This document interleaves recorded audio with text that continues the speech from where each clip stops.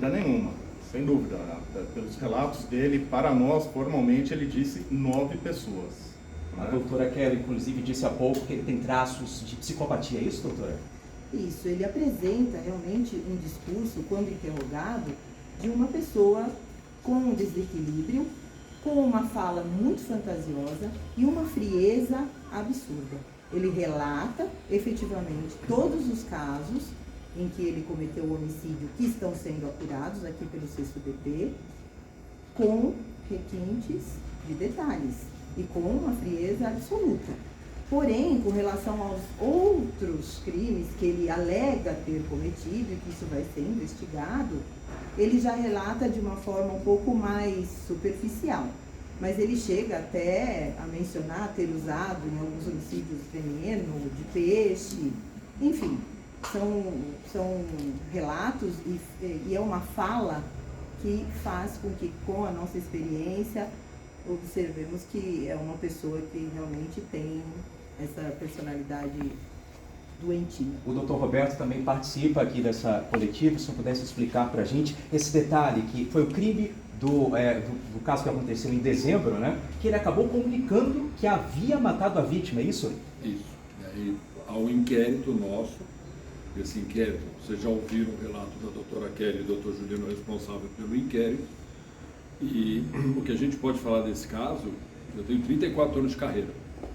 Eu já tomei alguns depoimentos nessa carreira. Olha, é um depoimento que choca. Choca pela crueldade, é uma pessoa que não tem o menor respaldo pela vida de alguém, ele não tem o menor respeito pela vida alheia, acho que até pela dele, pela forma simplista com que ele relata como ele cometia os crimes. Na verdade, o que é importante deixar claro é que a questão do nome é porque ele usava insights de relacionamento. Então, que as pessoas fiquem atentas ao que acontece para evitar que tipos desses, sabe, do que seria apenas um encontro se torne uma tragédia. Mas ele se identificava como um garoto de programa, as pessoas sabiam que ele era um garoto de programa, as vítimas. Ele estava cadastrado num site apropriado para esse tipo de encontro, então as pessoas sabiam. O que a gente, que preocupa demais, ouvindo o relato dele, é exatamente aquilo que você acha, que você vai ter uma satisfação, um momento de prazer, e você está indo por um caminho de uma tragédia. O que fica muito marcado no depoimento dele é a palavra contrariado. Juliano e eu tomamos o depoimento, então aqui é uma parte, vocês vejam. Toda vez que você falava, a justificativa era essa, mas ele me contrariou. Que tipo de contrariedade? No caso, por exemplo, do crack, ele não aceitava o uso do entorpecente, ele não queria usar entorpecente, e a vítima insistia, segundo o relato dele, veja só, a gente não né?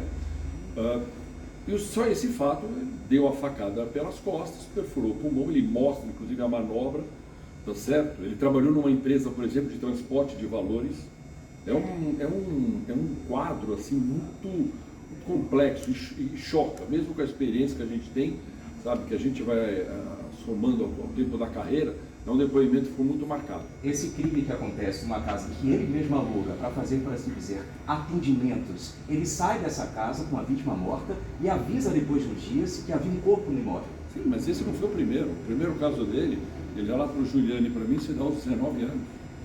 Ele está com quantos anos hoje? Ele está com aproximadamente 35 anos. Esse é o doutor O primeiro caso dele, nós fizemos questão de, para tentar ter uma cronologia, quando foi o primeiro caso? 19 anos. Uma briga, que enforcou uma pessoa, uma coisa natural para ele. E essa divergência que vocês estão fazendo, para mim e para o Juliano, vale o número 9, que é o que ele fala no depoimento. Então a gente não sabe. Muitos outros casos, talvez com o apoio da imprensa, muitas outras vítimas ou outras ocorrências possam vir à tona. É sempre muito importante. Segurança pública, a imprensa, o direito à informação, esse feedback é muito importante, muito enriquecedor para nós. Mas o termo contrariar e a frieza com que ele dá o relato, é como se ele tivesse, num momento ele fala assim, estou batendo papo aqui, como se estivesse realmente numa roda de amigos.